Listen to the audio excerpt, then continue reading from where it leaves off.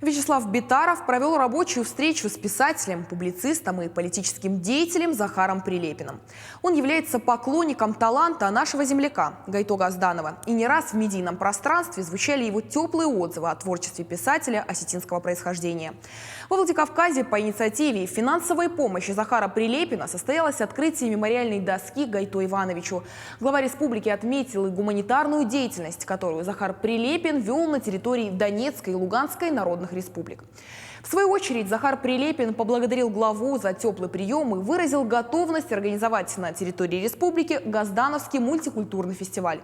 Это позволит привлечь к культурным и просветительским инициативам как признанных мастеров искусств, так и молодых талантов всего Северного Кавказа – поэтов, прозаиков, художников и музыкантов.